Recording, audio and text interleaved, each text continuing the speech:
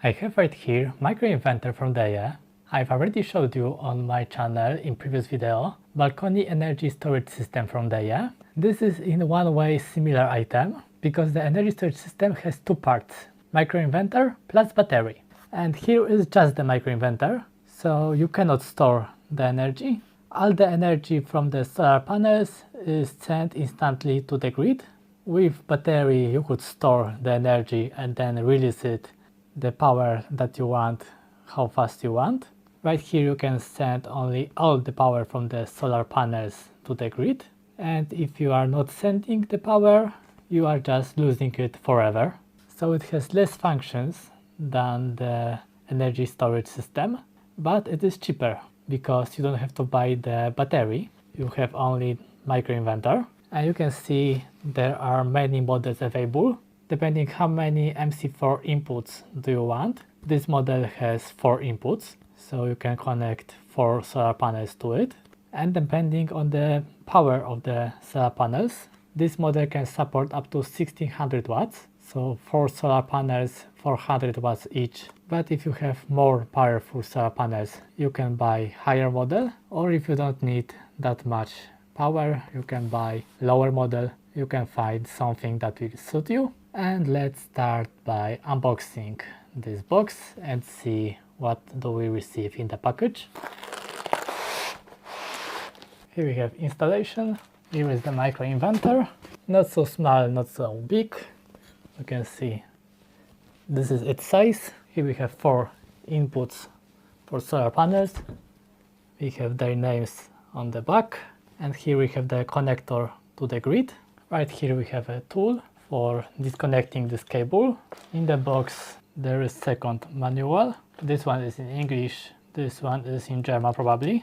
And important information, we don't receive the grid cable. I have this balcony energy storage system, so the grid cable from this device should be probably the same as for this one.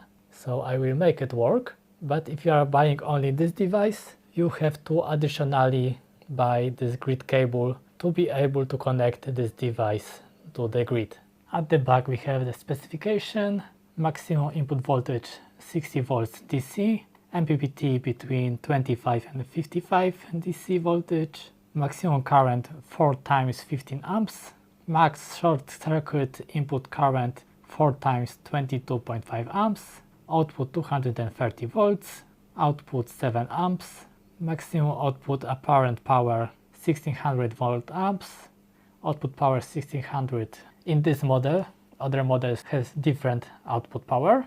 Frequency, temperatures from -40 to +65 degrees Celsius, protective class 1, IP67, overvoltage category 3 AC and 2 DC, inverter topology isolated, maximum units per branch 4, standard, name of this model, serial number, Wi-Fi name and password, and additional informations. So this is how microinverter from Deye looks like.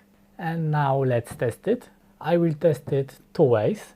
One, the dedicated way, so I will connect solar panels to it and we'll see if it will output the power to the house. And second thing I want to test is if I can use it to take energy from portable energy storage, because some energy storages have option to output power through MC4 connectors, and I want to try if energy storage from different company than Deye will be able to output its power to this device MC4 ports, and if it will be able to export the power to the grid. So let's test it. It is connected to this energy storage. Right here you can see 700, almost 800 watts output, and right here on the AC side you can also see the output, and connected through this microinverter. So without solar panels it is also possible to use it. Right now it is just discharging this energy storage and sending this energy to the grid. I've checked that the plug is the same as in the balcony ESS, so I've plugged it in and check that the device is working. And I've checked on the website that you can select if you want to buy version only device or device with cable. The option with cable was unavailable at the moment when I received it, but I've just separately somewhere else bought the cable with the same plug as the energy storage system has and is compatible with this plug. So now I have a cable for this device, and I've tested it already with a portable storage system that has option to output power to grid using microinverters, and with this device it was compatible. It was discharging this energy storage, and through this microinverter it was sending the power to the grid, because for it doesn't matter if they are solar panels or if something is simulating solar panels on the input. This device doesn't know it. So if the energy storage outputted power like it was a solar panel, it just took it and set it to the grid. But now let's connect it to the real solar panels and we will see the results, how it is working. The microinverter is connected. There are 3 solar panels connected to it. So let's wait for the results, how the production will look like. On the south there is roof, so each solar panel has shade on them at the beginning, but later one by one they get fully covered by sun. We should see on the power graph delay that they will not produce the same amount of power, because some of them will be in the shadow and other ones will be already fully in sun. And here I have data from the microinverter. I've connected my microinverter to Home Assistant and prepared the graph for 3 days. The first day was quite cloudy, so the graph doesn't look nice.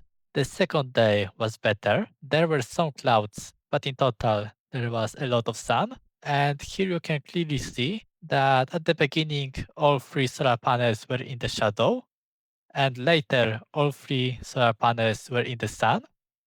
But here was a transition point that first the yellow one was fully in sun, the rest had some shadow on them.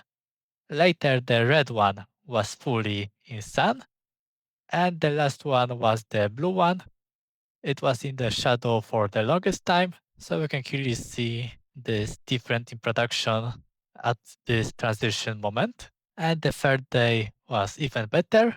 There were only some clouds. And here we can also clearly see this transition moment between all 3 solar panels in shadow and all 3 solar panels fully in sun. Additionally, I can see those informations also in Solarman. Solarman is the default cloud that is working with these solar panels. It can collect and show you all the data. But if you want to work offline, you can also collect the data using Home Assistant. Then you are independent from the cloud and you can collect a lot of data about the production, and also you have available configuration, so you can change the parameters offline directly through Home Assistant. But if you don't want to play with Home Assistant, you can see all the informations in Solarman and control this microinverter using the Solarman mobile app. So the microinverter is working nicely. It is generating the energy, and that's all for today. Like, subscribe, and be nice.